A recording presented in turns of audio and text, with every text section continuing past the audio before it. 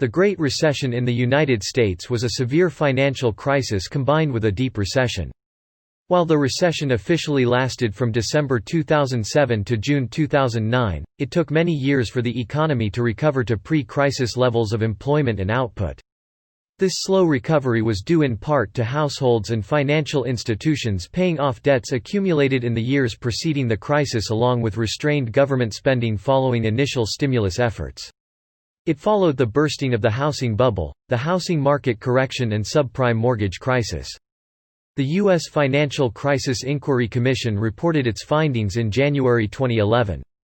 It concluded that, the crisis was avoidable and was caused by widespread failures in financial regulation, including the Federal Reserve's failure to stem the tide of toxic mortgages, dramatic breakdowns in corporate governance including too many financial firms acting recklessly and taking on too much risk, an explosive mix of excessive borrowing and risk by households and Wall Street that put the financial system on a collision course with crisis, key policy makers ill-prepared for the crisis, lacking a full understanding of the financial system they oversaw, and systemic breaches in accountability and ethics at all levels.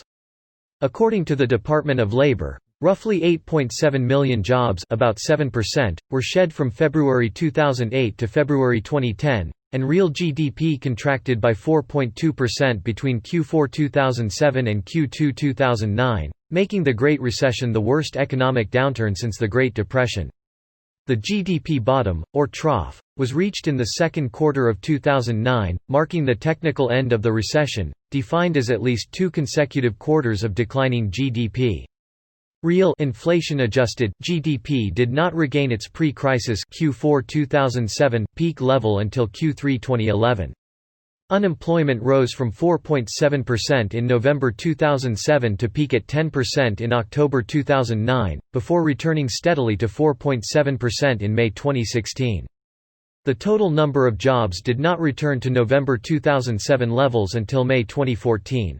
Households and nonprofit organizations added approximately $8 trillion in debt during the 2000 to 2008 period, roughly doubling it and fueling the housing bubble, then reduced their debt level from the peak in Q3 2008 until Q3 2012, the only period this debt declined since at least the 1950s.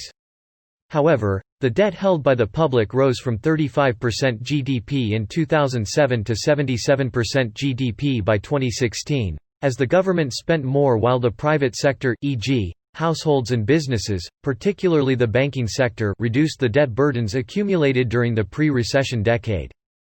President Obama declared the bailout measures started under the Bush administration and continued during his administration as completed and mostly profitable as of December 2014.